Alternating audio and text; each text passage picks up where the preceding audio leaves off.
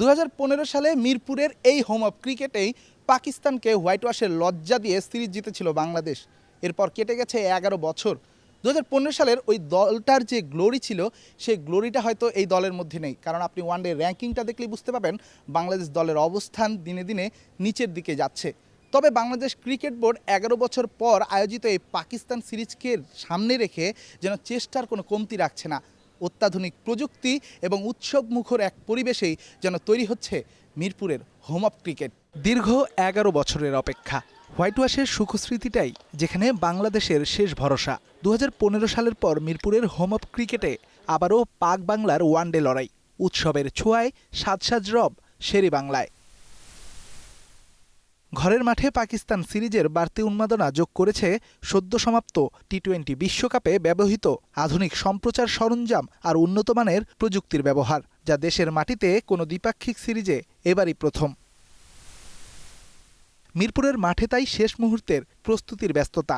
যুক্তরাষ্ট্রভিত্তিক আন্তর্জাতিক প্রোডাকশন প্রতিষ্ঠান এনইপি এর আগেও কাজ করেছে বিশ্বের বড় বড় সব ইভেন্টে। আইপিএল, ক্রিকেট বিশ্বকাপ, উয়েফা চ্যাম্পিয়ন্স লিগ কিংবা ফুটবল বিশ্বকাপের মতো ইভেন্টে কাজ করেছে তারা, যা আসন্ন পাক বাংলা সিরিজেও যোগ করেছে নতুন মাত্রা। এবারের সিরিজে ব্যবহার করা হবে অত্যাধুনিক গ্লাস ভ্যালি LDX 150 ক্যামেরা, যা আরও উন্নতমানের ভিডিও আউটপুট দিতে সক্ষম এবং দর্শকদের সামনে তুলে ধরবে জীবন্ত ছবি।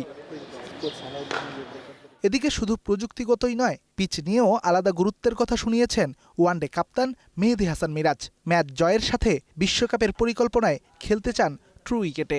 না, আমরা অবশ্যই ট্রু উইকেটে খেলবো এবং আমার কাছে মনে হয় যে ওয়েস্ট ইন্ডিজ সিরিজে আমরা যেটা করেছি এটা প্রত্যেকটা টিমই কিন্তু হোম অ্যাডভান্টেজ নেয়। আপনি যদি দেখেন দেশের যারাই ওয়ার্ল্ডের যারাই যে টিমই খেলে না কেন সবাই চেষ্টা করে হোম অ্যাডভান্টেজটা নেওয়ার জন্য।